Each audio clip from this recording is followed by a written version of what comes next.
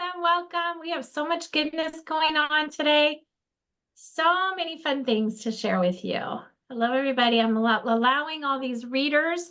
Does anyone else have, do you, I was at a meeting the other day and it literally had more readers than it did have live people.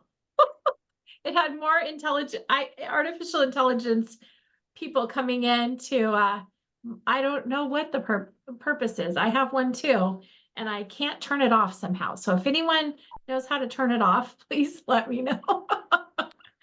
So welcome everyone. We have some fun planned today. It is one of my absolute favorite topics, which is to empower our next generation.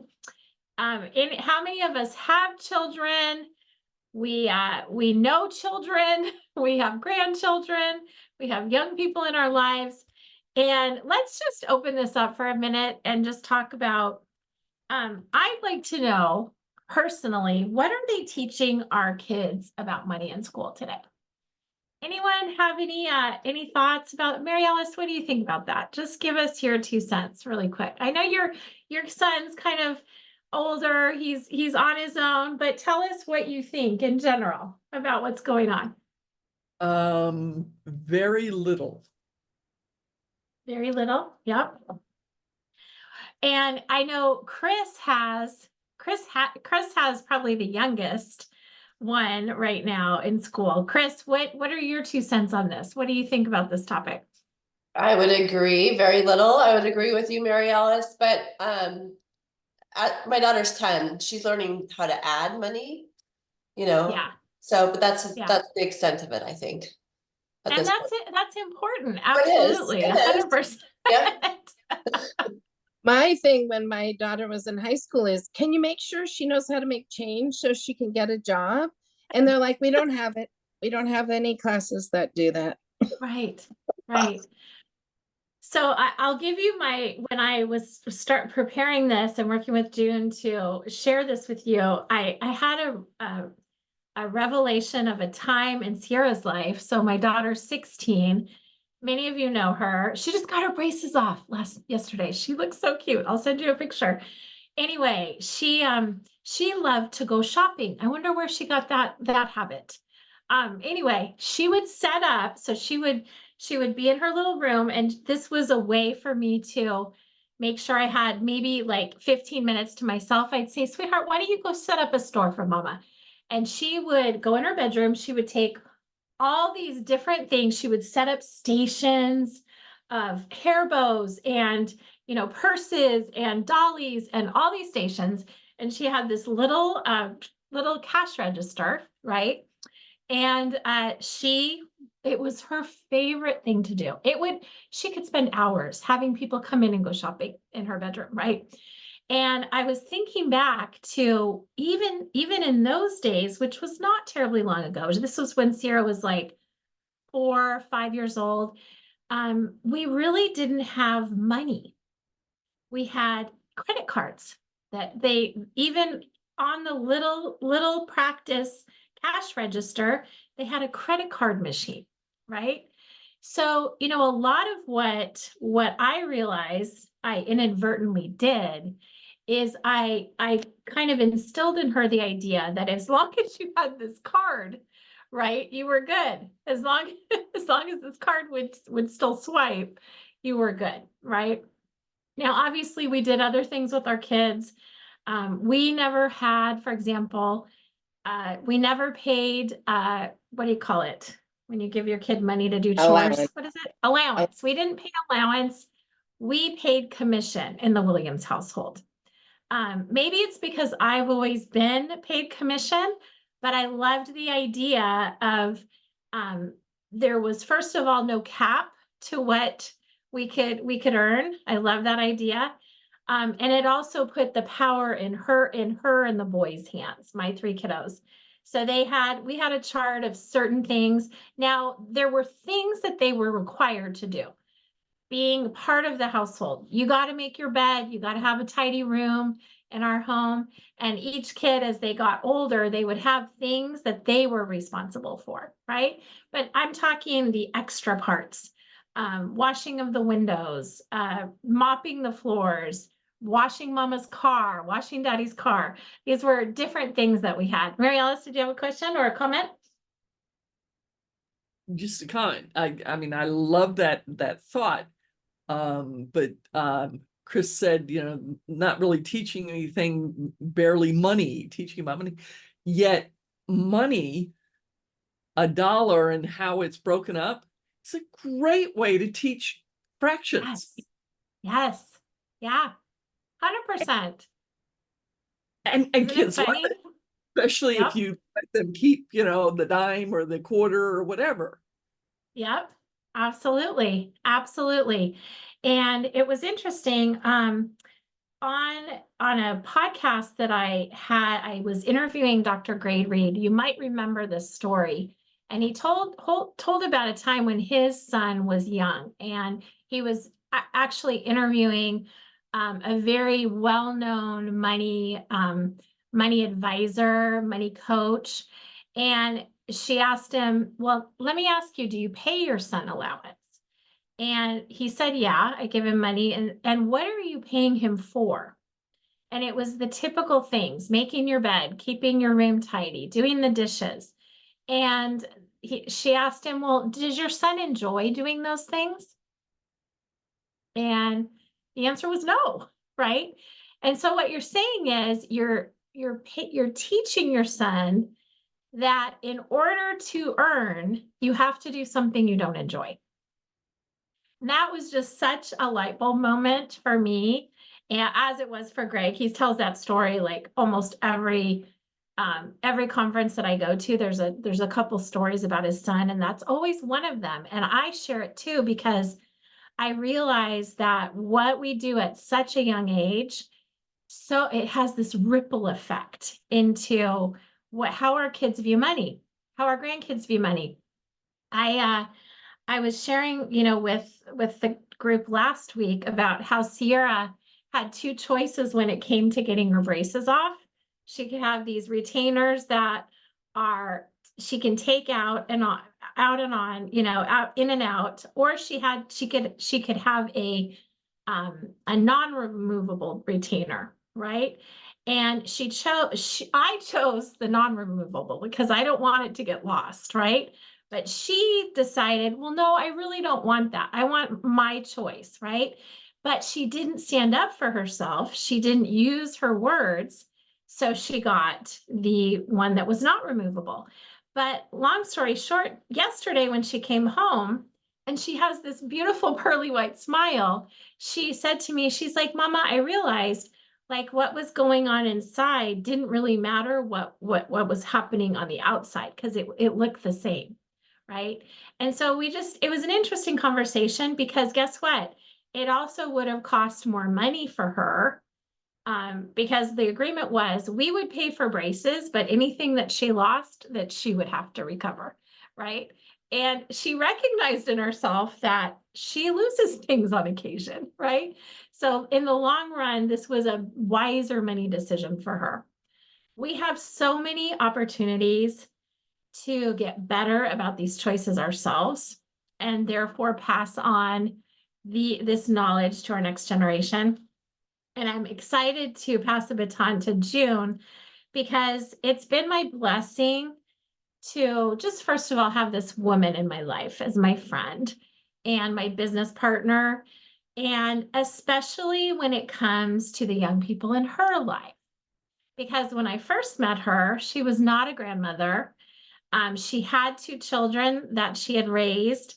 Her philosophy, though, about money and next generation was a little different than it is today, right? So, June, I'm just thrilled to bring you to the stage, my dear. June is comes from actually a long history of Wall Street. And this woman, for a long time, I would imagine, June, you told me on numerous occasions, I never wanted anything to do with financial services again after the time I had spent on Wall Street. But that has also changed for you. So it's my pleasure, my dear, to pass the baton to you. And I'm excited to learn from you myself. And I know you're going to drop a lot of wisdom to our group. So thank you in advance. Oh, well, thank you for giving me the opportunity. And I loved hearing all of your stories with your kids because honestly, every family is so different. Even, if you think about how you're raising your kids or raised your kids versus how your parents did, you had parents that come from the Depression era, you may have inherited some beliefs about money that aren't serving. And we kind of have to change that, but we get to do that with our kids. So I'm going to share my screen.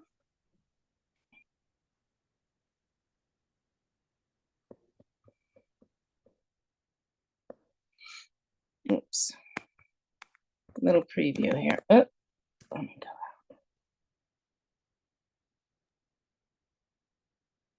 You said something, June, while you're doing that about what we've left onto our kids. I remember Pedro was talking once about the idea that a family that had been raised in the Depression, for example, or no, I think it was Keith, the Depression era, and it was his grandparents. And the Depression era was over, but the Depression era fundamental things that happened to that family had not left the family, right?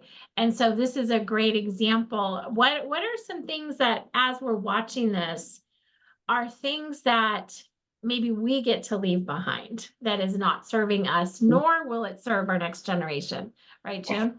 Yes, the scarcity one. My dad was born on 9/29/29, which was the day the Depression started.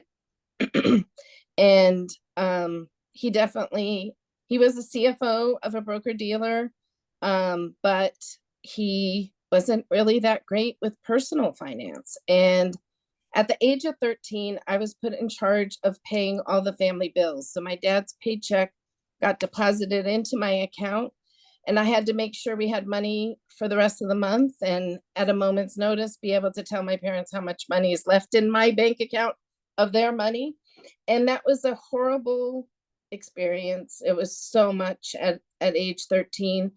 And I wanted to make sure I never did something like that to my kids, but I'm sure I created a few of my own. We can't afford that, is some of the things that have come out of my mouth and things like that. But what I think is important is, what is the money imprint that we want to leave our kids? This is a part of the legacy we leave our kids with.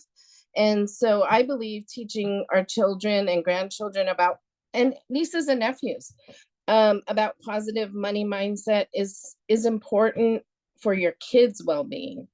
And if we can do this consciously, and it helps to unearth the ones that we inherited from our parents that no longer serve us or that we want to change. And so when we talk about the money mindset that we give our kids, I like to put it as part of the legacy, not just the bank account that I'm leaving or what have you, but parents and grandparents can play a big role. A lot of times grandparents have to step in and help with education funding, or maybe it's taking kids on vacation and things like that. But passing on the information to the next generation, I think, is a great honor to have, but also a responsibility. And so the main question is, what kind of relationship to money do you want them to have? We need to make a financial literacy plan for our family. Waiting for the schools to teach your kids is not a sound plan. I tried to change that in my kids' school district, but I was unsuccessful. And I have an idea of starting a business with your kids. So this is something I did with my kids when they were 8 and 10. It included making business cards for them, teaching them how to market their business and things like that. So my daughter, she loved animals, so she had a pet sitting business, and she had a brochure, a business card, and a magnet for the refrigerator that she left for people. And at one point, she was pet sitting for 8 different animals at one time. And that was a success. And then her brother and his buddy did a yard work chore kind of business. And in the heat of the day, they would market. So they'd work early in the morning, then they'd have lunch. And then in the heat of the day, they would go door to door and try to get new business. And I think that was the best thing. I wasn't an entrepreneur back then when I taught them that, but They had to pay for the business cards and all the supplies for their marketing. But I let them collect the money for a month and then they had to pay me. And I think setting financial goals, both individually and as a family, is important. June, So let's pause there for a second. Can you stop sharing for a minute? And I want to open this up a little bit for discussion, because what she just shared, that's just that slide alone, so powerful on so many levels. A couple things hit me. First of all, that you said that you had tried to bring some of this to your school system. And I too have tried different avenues to share this good news with our schools. So it's not for a lack of desire. It's not, would you agree? Most people we know would love that for their kids. I mean, it may not be that they've ever thought they were able to even suggest it to their schools, but the reality is the school systems are not ones that we can navigate very easily. Let's just face it, right? So June, when you were starting these businesses with the kids, which I think is phenomenal. I mean, it's so easy. So many of us have an example of a lemonade stand in our past, whether it be our own or we helped our kids. Now, I don't know about your lemonade stands. Mine probably, when I really think about what I put into it in terms of like the man hours, the signage, right? It probably wasn't super profitable, but it was so profitable in terms of what it taught my kids, right? it was So profitable what for other my ideas? kids. What other things have people done? My kids did a lemonade stand when our neighborhood was being built. And Okay, so the okay. construction workers wanted a big tall glass of lemonade, and they were like, "Oh, there's a lot of workers today. It's hot. Let's do the Yeah. lemonade stand." So Yeah, absolutely. Well, I love, what it reminds me of when my kids would ask for something that like I never was the parent that if they wanted something, they always had to work for it. Period, the end. Unless it was like Christmas or birthdays, right? They always had to have some stake in the game. So asking your kids, if when they want something, well, let's see how we can make that happen for you, right? How can we make that happen? Anyone else have examples of other businesses that their kids do or they've seen kids do? I had my mother and I loved to make Christmas ornaments, and she would send me out. She would send me out to give them to the neighbors, and I decided to sell them to the neighbors. So I came home with like, $1 a decoration. That was not my mother's intent, by the way. But obviously I've been a salesperson it's just in me, right? To think What about business. one of my experiences too, Miles was in 6th grade and he was invited to be a student ambassador and go on a 3-week trip to Europe. And this was January, and he had to have $7,000 by the time April came around. Mhm. And that was a humongous feat for myself. Like, Yeah. I was like, I don't think this is going to happen, but I got to go with it. Right. And he had so many ideas. He went to a neighbor's house and collected mistletoe from the tree and packaged it up and sold that at the grocery store, which helped him to talk to people about, he was definitely afraid of talking in front of people, but he talked to them about his trip. And one of the ladies that visited him at the table there was his librarian from when he was a kindergarten, and remembered his little curls, and she was so impressed. So she made a big donation, but we wrote letters. It was the beginning of social media, I think, in my mind. And we started doing posts about his trip and gave updates and things like that. And he raised all 7,000. Now, that was a huge feat, but the reality was, the lesson was, anything you put your mind to, you can achieve. I couldn't have Yes. thought of a better example of teaching somebody that lesson. And it just Oh, kind of absolutely. the outcome, but it wasn't my intention. But there's so many opportunities just for cheerleading. Your daughter's cheerleading camp, I'm sure, is super expensive, and how to fund that. And they have fundraising ideas in those, different sports. Those are great ways to teach them how to fund their enjoyments, Absolutely. And I have, there's so many ideas also about it, but I think you said something important. It's when you have a goal in mind, right? Because you can create this idea, but it's about the goal. It's having achieved the goal. When you can tie money objectives, money goals, financial goals to something tangible that you're going to accomplish. There's an endpoint, there's a destination, there's a finish line that you get to cross, right? Obviously, we teach about that financial freedom bucket number that we teach about in our community.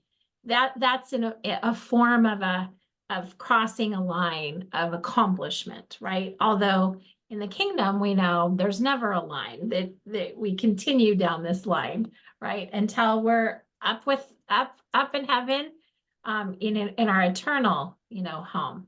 June, did you have a comment or a Yeah, I statement? had another one that I was teaching a class on goal setting, and I needed to test my materials. So I did it with the kids, and we were planning a trip to Disney World.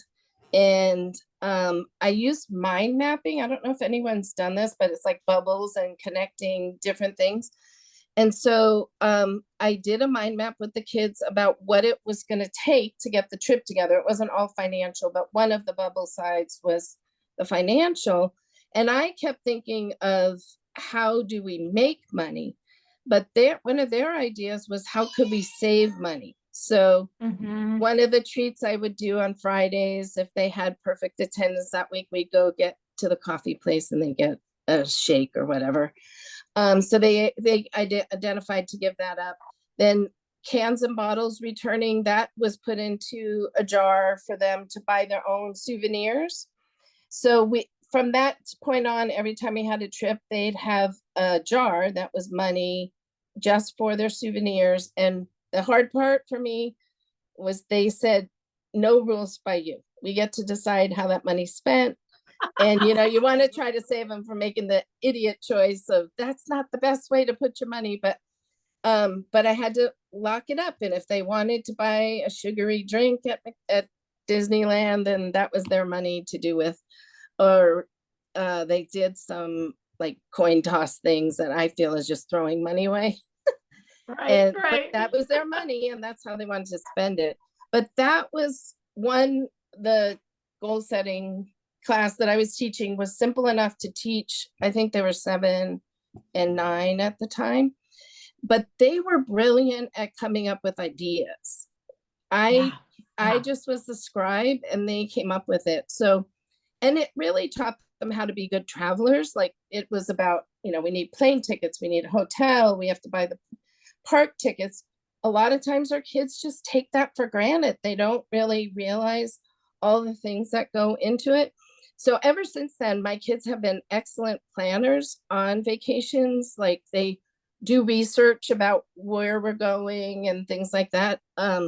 So they knew what they wanted to do and they had a say in it. And they appreciated that vacation more than any vacation before then. So I highly recommend. Well, and I'll tell you, friends, I have a personal story to share about this that's happened the last couple of days. So many of you know my father has been staying with us for about 4 months, actually almost 5 months. It's been a longer visit this time. And he just went home this weekend. And my brother was adopted. My brother is an amazing man. He is so smart. He has also, anyone have anyone in their life where for whatever reason, there's a sense of entitlement they have. my brother has always had this sense of entitlement, and maybe because he was adopted, my parents treated him differently than me. There was a level of protection around him that maybe they wouldn't have had. Um, just a sensitivity to his sensitivity. He was a very volatile child. And long story short, they didn't necessarily stretch him, allow him to stretch himself by saying no very often. Okay. And my brother has quite often gone back to my parents and lived with them for months on end without paying rent, right? And it's, for me, it's just, it's an observance that I get to continue to observe in my life, right? So when my dad got home, he calls me, and Daddy's 81. He likes his creature comforts. Imagine coming home from a visit and your home is completely rearranged. The furniture's all different, even cut down to how you position your dishes in your cupboard. Pictures had been taken down and put back up, and other new pictures put back up. Just like pretty bizarre, just entitlement, right? That this had happened. My dad calls me so out of sorts. Just, you can only imagine, right? And so we have a conference call with my brother tonight, and the three of us are going to jump on. And it's just so interesting how I'm preparing for this conversation, and I'm so grateful that my parents gave me boundaries. I'm so grateful that they somehow taught me that I could create whatever I wanted to in terms of wealth, and it did not have to be passed to me. For whatever reason, I've always known that. And unfortunately, no matter how much they thought they were helping my brother by bailing him out countless times in his life, you can see what's happened as a result, right? It has not served him. And so my point is, in sharing this story, my point is that whatever our story was, our family of heritage, we have a line that we can cross and therefore make the next generation story different. It can stop with us, right? We don't have to bring this baggage into the next generation, right? And this is what this community is about, is helping ourselves get better so we can help the next generation even greater, right? So I had to share that story. I'll keep you posted on how the conversation goes. Our community knows my family is a continuing saga of interesting stories. But Whose is did it? that resonate with anyone? Does anyone else have people in their lives where these stories it just happens, right? But there's also stories where parents, in my case, parentified me, and I would never want to put, I Yes. can't imagine when I looked at my kids when they were 13, like handing my paycheck to them and Right. make sure they wrote out the bills, and like it can be a two-way street. They just do not teach us how to be parents. Where is that class? Right here. So This is Lisa, one of them, right? Okay. Well, Lisa. Jean, oh yeah. sorry. So on the other hand, I babysat. My mom was a single mom, but thank God we lived in an apartment complex. So I, at the age of 12, started babysitting, and I always had spending money. I had to buy my own prom dress, my own yearbooks. I had to buy everything except for, Christmas and birthday gifts. I got nice gifts, but there was no asking my mom for movie money or anything. I paid for everything. But one time I had a customer that didn't pay me, and I went to my mom and I said, Mom, they didn't pay me. And she goes, well, you need to go tell them, you need to go. And I think there's a Yes. point where as parents, we need to support our kids, because kids can't stand up to adults, so anyway, there's a point of we as parents need to also help our kids. Absolutely. And did she go and help you? No. She So of did. course I never got the money. No. And I taught my Right. son. and then my mom was an all or nothing person, but my son,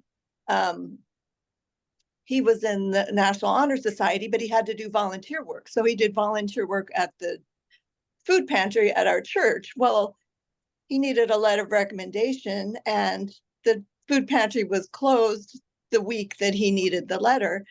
And so I said, well, just go tell your teacher, like, it can't hurt to ask.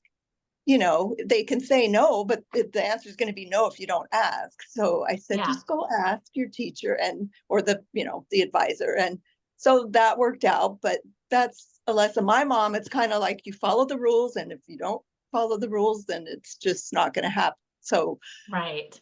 I feel like I taught my son it's okay to ask for help, if it's okay to ask. If they say no, they say no. Absolutely. And in fact, asking for help is a skill set. It is a brilliant skill set to develop, right? Because think about if we don't empower them and around, whether it be asking for help around guidance with money, whether it be asking for help around people that, Sierra's just applying for her first job, her first W-2 job. She's had babysitting money and different things, but she turned 16. Our rule is if extra money, we'll pay for certain things, but anything extra, you get to work for it, kiddo. And she's finding that the chores around the house, her tastes are changing. Things get more expensive as her tastes change, right? So she's applying for jobs, and she's asked a bunch of my friends for references, character references. And it was like simple things like that where we empower them to ask. We don't ask for them. So in a lot of ways, your mom did you a favor, in my opinion. When I heard that story, I thought to myself, my first reaction was, oh, I wanted to help little Jennifer. I wanted to go be that person that was beside. But then I thought, you know what? That was actually one of the best things your mom probably could have done for you, right? Because you probably never had that happen again, I bet. Right. Because I think about all the times that my brother could have been served so much by struggling a little bit, by having a goal that he could achieve, and therefore without being bailed out by my parents. And guess what? My nephew, the pattern is being repeated by my nephew. He just went off he's in the military. He just moved to Texas, where he's stationed now. And just in the 4 months that he's been here, he's asked for money from my dad 5 times. And guess who's given it to him? Right. And so it's interesting because my dad's now in this situation where he's looking to move to California. And for the first time in his life, in a long time, he's needing to look at his finances. Can I afford to do this? And it's just brought up a lot of conversations around this topic. Is it really serving my brother to allow him to continue to live there rent-free? Absolutely not. Of course not, right? But we have control of these situations, right? So June, I'm going to pass the baton back to you. I just thought that was worth some dialogue and some connection points about that. I think that's great. I love that we get to talk about it because so one of the things that I think about leaving the legacy plan, besides the mindset, is, what do you want for your children and grandchildren? So we're all professionals here. So estate planning, wills and trusts, advanced directives, all that's important. And to teach our kids when they turn 18, they need these things as well.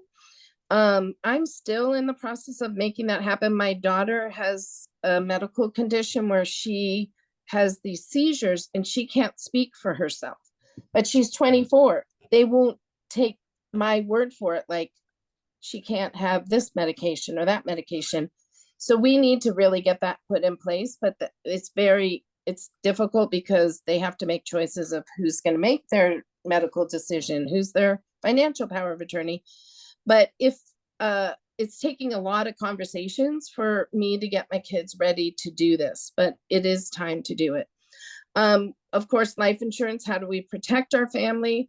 Charitable giving. So this one, teach your kids and grandkids how to be generous. It's critical to feel abundance. And the best way, I think, to teach people that there's enough for others too is by giving. So one thing I did with my kids was they got to pick a charity every year, and from their little businesses, they took like $25. So my daughter loved animals, so she did a shelter, local shelter that she helped, and then my son did Special Olympics.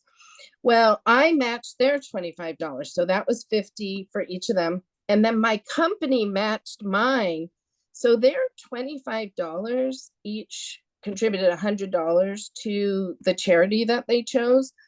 And then they got these thank you letters from the charities and things like that. And that was a great experience that we had as a family. And each year they picked a different charity, and they would on their own donate to them. And I didn't match after that. I did one matching a year. But on the savings goals, you know how much I love this topic, June. Let's have a little dialogue about this, friends. Let's go back to gallery.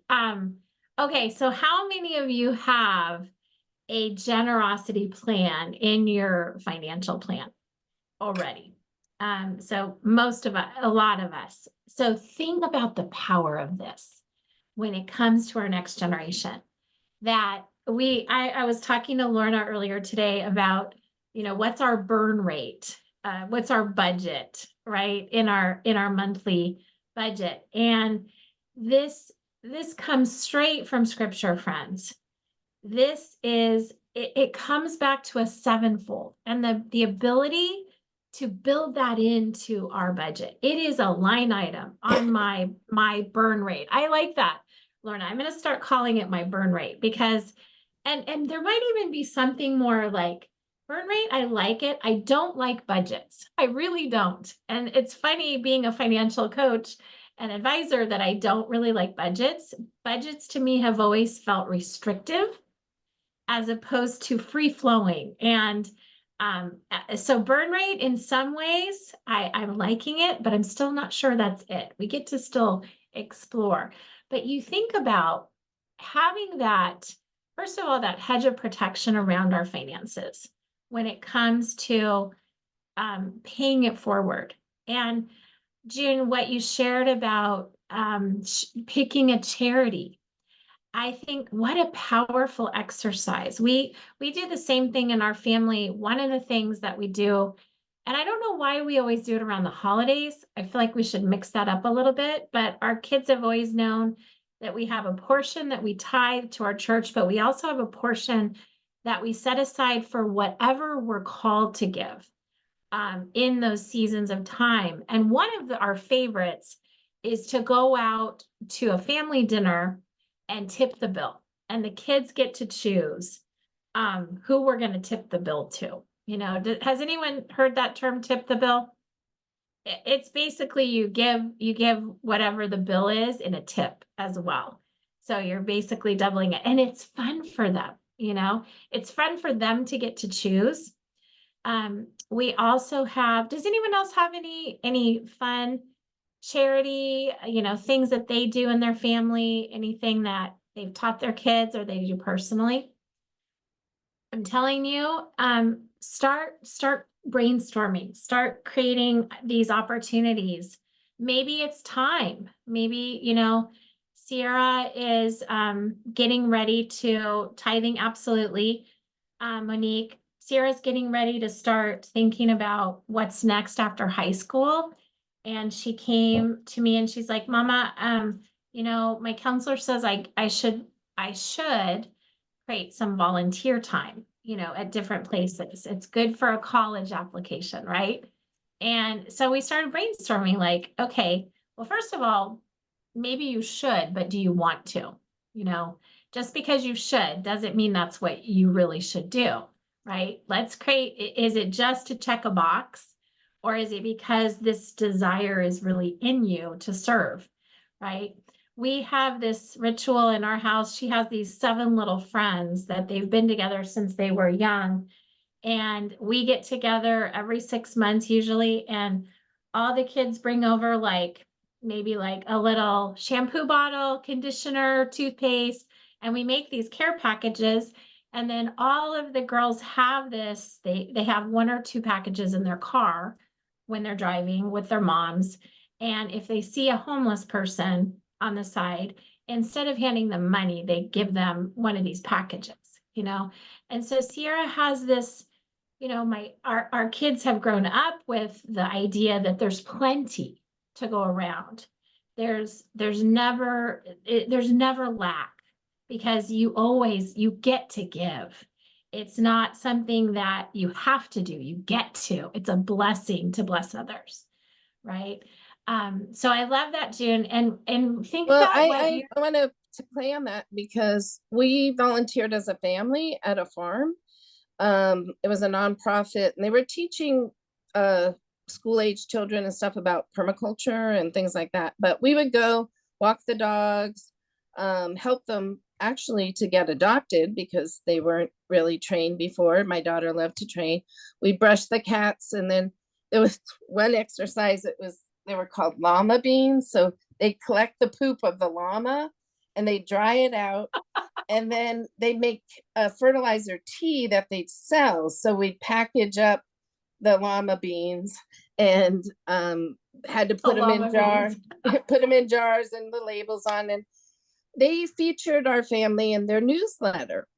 And that was so big for the kids because I had told them if they did something that got recognized in the newspaper or in media somehow, that I would give them a special prize. And so it's part of marketing a business that we're teaching kids. And it wasn't marketing as I'm selling myself, but it put in the back of their mind that we have to talk about our business. We have to talk about what we're doing, who we are as people.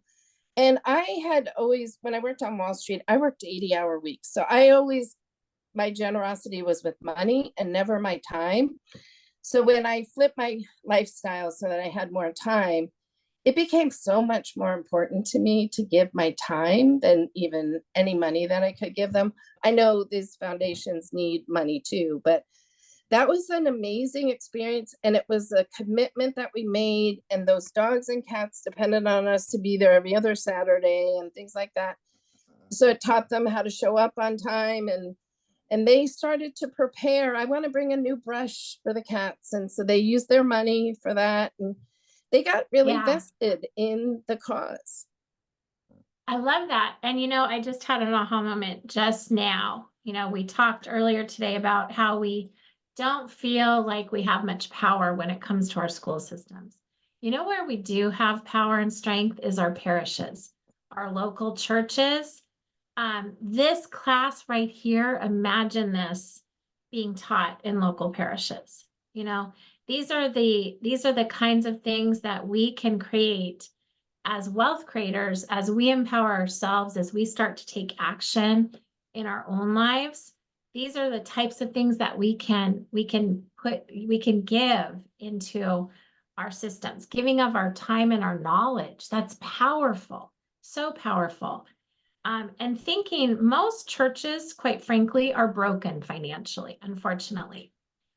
They're broken in a number of ways. And I've seen this firsthand by serving on councils at my own parish.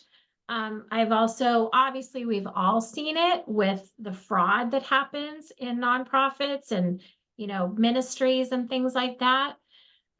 That I want you all to pick up that book. I have 2 book recommendations. You know, I always recommend. There's the one that I've shared with many of you is called The Necessity of an Enemy by Ron Carpenter. And Donis, could you find that link and add it to the chat? In that book, Ron Carpenter is a prolific prophet, pastor of a massive church in Northern California that we were blessed to attend at the last 100X conference. And he wrote this book about 10 years ago. And one of the first stories he tells is about how his church was so successful. And it took time to get there. And it was about a fraud case that he brought in a group to his church that were working with helping single moms find homes, get funding and buy their first home. And it was a national program. His team researched it, et cetera, and come to find out it was a Ponzi scheme. And they made off with millions of dollars, right? And so here this godly good man who thought he was doing the right thing is now connected to just a major scam, right? And so it just reminded me, and yet he's used that story. He's gone from the depths of despair during that time to, and kind of the hell in the hallways that Pedro talks about. But now God is bringing it back sevenfold for him in other ways, you know? So our stories matter so much about the challenges we've faced. That book is one I really recommend. The other one is called Capitate Your Kids, not decapitate, capitate your kids. And it was a book that was recommended to me by a mentor of mine at church. Super financially savvy woman that is a spiritual mentor for me and a mama mentor and a money mentor. And it's a book that was actually originally written for the technology profession and project managers, and how they could give the budget responsibilities to their project managers. And they retweaked the book to apply to our children. And the concept is that you sit down with your kid, and obviously this, for us, we started this about 14. It was as the kids were entering high school. We sat down with them, we showed them approximately what we typically spent on them in a monthly or maybe a quarter, or a year. And we itemized it, we did it together. It was like, this is what's outgoing for the care of you, son, right? And instead of us continuing to pay it, we went down and we helped him open his first checking account. And we said, this is what we're going to start depositing in your account, starting when you start high school. And the concept really is that we're giving our kids budget responsibilities at an early age while they're still under the protection of our home, right? They still have a roof over their heads, at least food on the table. The budget didn't include that. And so that if they do run out, we know they're not going to be, destitute on the streets, right? And it was so interesting watching my 3 kids navigate this, because my oldest is a saver. He saved almost everything, right? My middle son, I don't even think it made his pocket. Like he literally, he was always seeming to want to borrow more, and, had a couple IOUs, right? That sometimes we would give him advances, right? Depending on what it was. I'm kind of a softie when it comes to that. But my point is, my son, Cameron, my oldest, he liked to go to thrift stores if he was going to buy something. My son, Connor, just he wants the best of the best. Most of you have met Connor, and Sierra is she's her own little unique thing. She has, she's a spender, but she's also a giver. She really loves to give. So each of them have learned that. Teach them And to I go just in was the thinking, hole. Teach what's them that? teach them to go in the hole, or use it as a Oh, teach. yes. So yesterday, my daughter got her paycheck, and the first thing she had to do was pull $300 out to pay mom back. And she's never going to do that again. That was the most Right. painful thing, to see that money go down in 10 minutes, right? Right. So I knew what I was doing, but she didn't. But I think it was, I could have talked to her about it, or I could have let her figure it out. So some of Absolutely. the stuff I have in the next slide. So can I? Yeah, I want let's to make sure I continue. get Yeah. through these. Yeah. Yeah, you go for it. Yeah, Sierra had and we got her a debit card. The boys didn't have that, but she's old enough now. And we get notified. She got denied. She got declined. And immediately our phones like blow up. Mama, mama. I know, it's funny. Okay, it's not cooperating here, so we'll just do it this way. So Okay. one of the things is how to teach kids about money. So it's kind of like flying a plane. You never just give them the keys to the airplane and say, here you go, good luck. So you want to take an academic approach first. So give them information, help them find information. I think most of the time when they didn't hear it from my mouth, it sunk in, but if it came from my mouth, kind of washed over them. So help them to do the research. Simulation is where you create a safe environment, like we were just talking about, for them to learn lessons about money. And then demonstrating, so model for them how you do it or how they could think about things maybe a little differently. And then the next step would be supervision. So you let them try it out, but you're watching and you're helping them. So even right now, my daughter made a payment for something she was buying online. It made her really nervous to put a credit card in on an online thing. What a great opportunity right there to talk about safety, online safety with your money. And she, at an early age, she had a Venmo account, and the Venmo, they tried to wipe out her bank account, but it didn't happen. But we need to be hands-on at certain ages, and then they've earned their freedom when they've convinced you that they can handle it. But sometimes they have to make mistakes and feel the pain of their mistakes to really let the lessons sink in. We want to protect our kids from all those painful lessons, but I think that some of them are probably better teachers than we will ever be.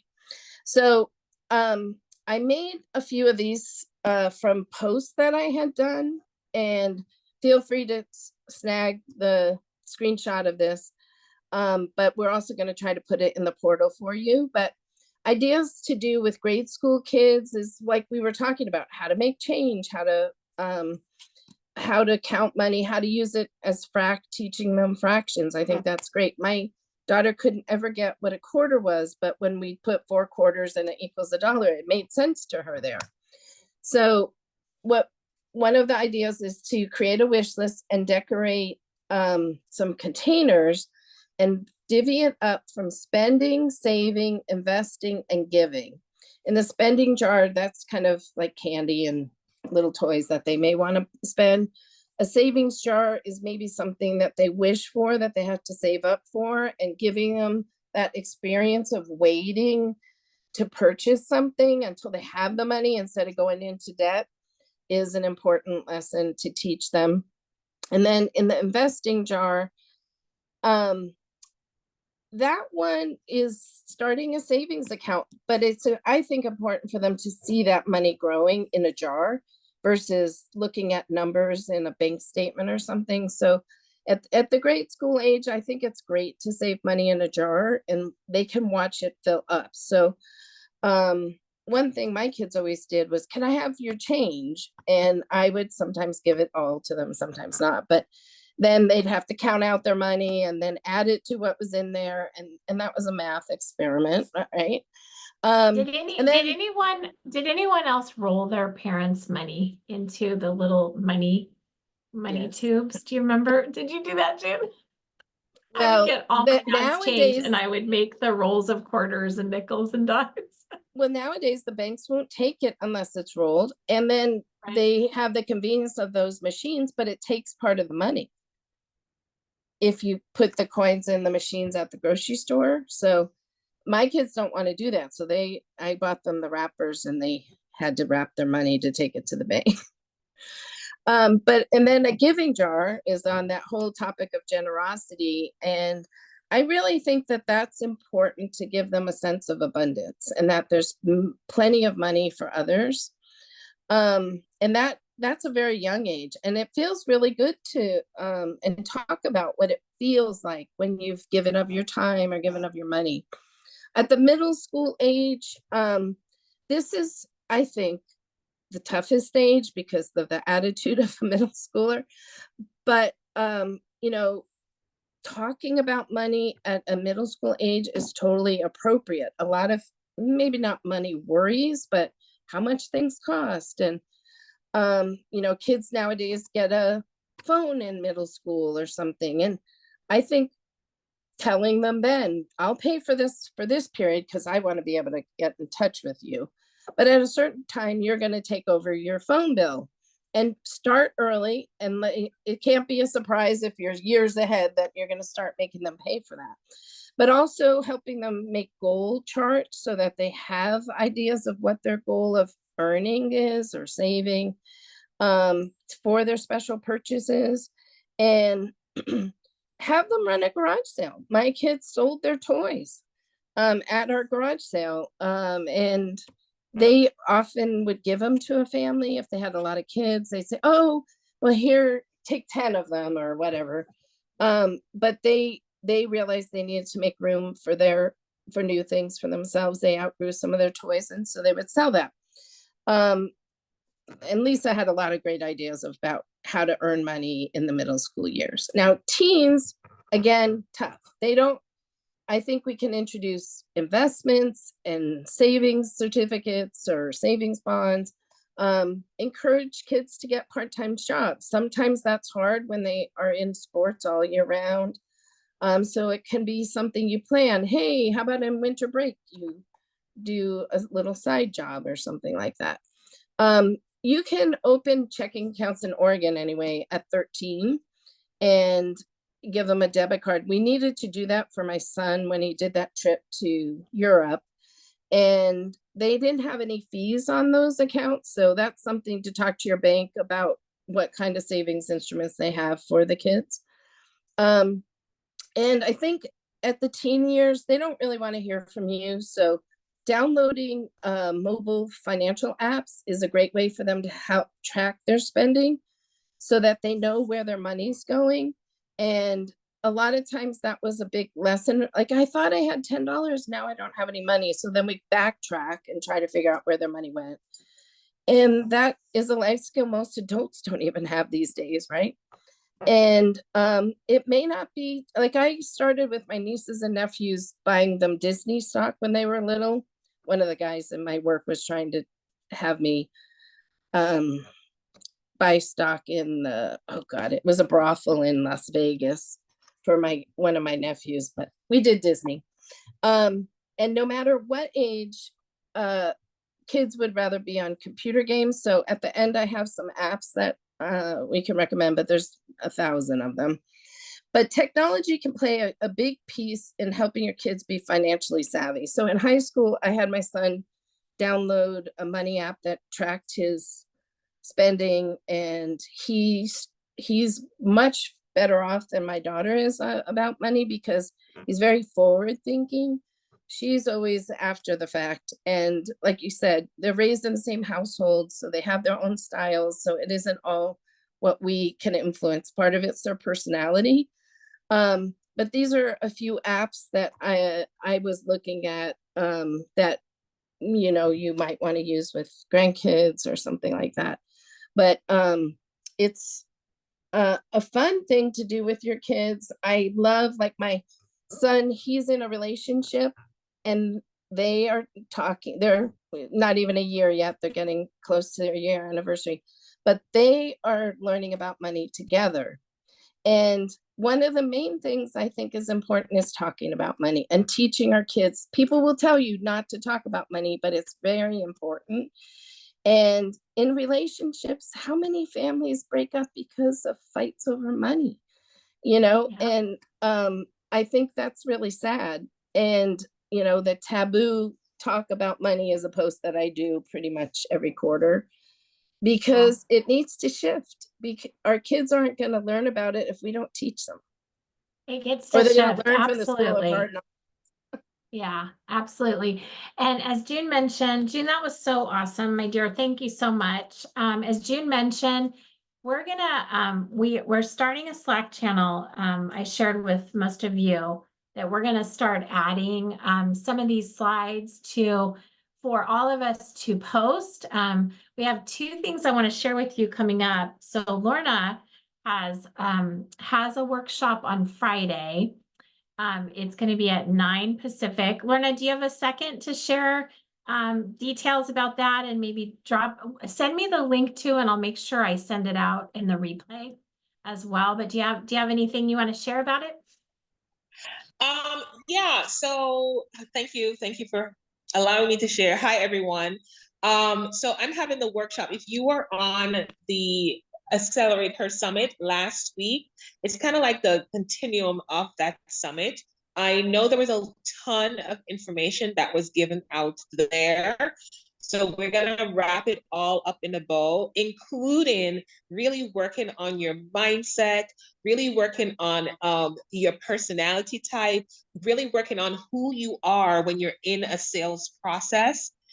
You are always selling. I think if you were there at the summit, you always heard me say you're always selling. Well, how do you do that and really add value to your clients and also create money? How do you monetize being you? Is what we're really going to talk about at the masterclass on Friday. So I hope that all of you will attend, because this is what I know. When you figure out who you are, not who you think you are, it's going to shift everything for you and tie up in a bow all the things that you've just talked about today, Lisa, June. It's going to tie it all together, because you're going to know why you do the money things that you do. You're going to learn how to create your own value system and teach your children. And I'm listening to you, June, and I'm going, my grandson needs all this. So this is why I jumped on this call, because I get to teach my grandson to create I'm going to give him some, basic structure, some foundation of money, but he's going to create his own value system. How do you create that value system that supports you learning how to manage money and learning how to have a good relationship with money, so that you can build wealth and live and leave a legacy? So that's what we're going to be creating on Friday. So, and it's 9 Pacific, 12 Eastern, yeah? And 9 Pacific, 12 Eastern, and I'll give you the link, and we'll put it in the Slack channel and the okay, perfect. and the text. Next week, friends, we're gonna be talking about a really great topic, which is the four types of advisors. This is going to be very crucial, because we are in the midst of the largest wealth transfer in the history of mankind. And we are also in partnership with a man that is disrupting that industry. So the more financially savvy we are, we're going to be equipped to be able to ask questions that make people lean in, right? The more we empower ourselves around this knowledge, the better equipped we're going to be able to be those table turners in the industry. So definitely join us next week. And then the following week, tax day, starting on the 15th, we're going to have our next challenge. So be watching for in our mailing. I think it's going out today. You're going to be getting your invitation to help spread the good news as an affiliate.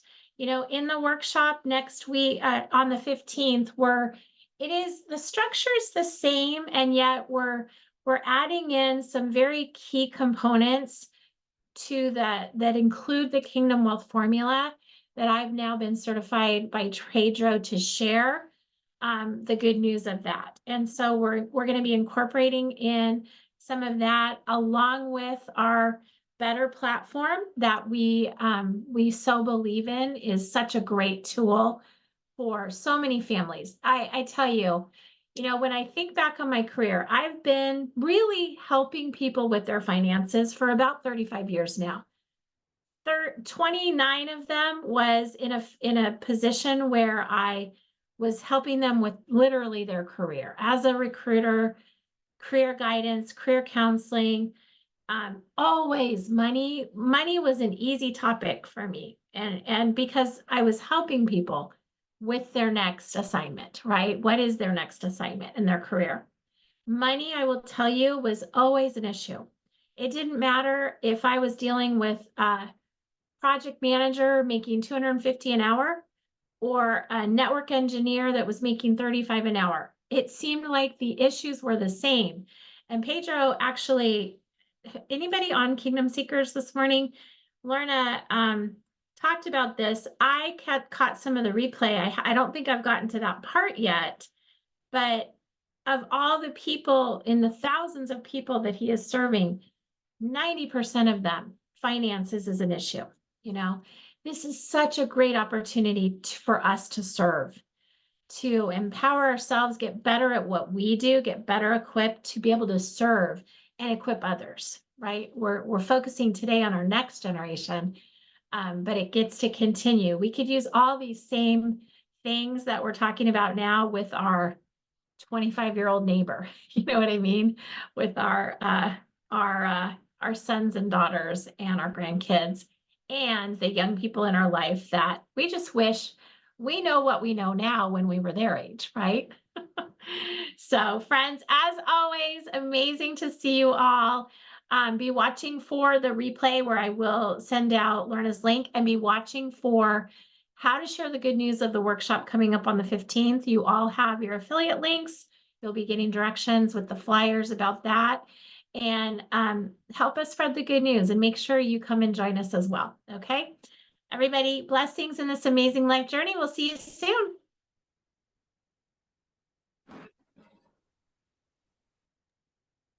Good job, June.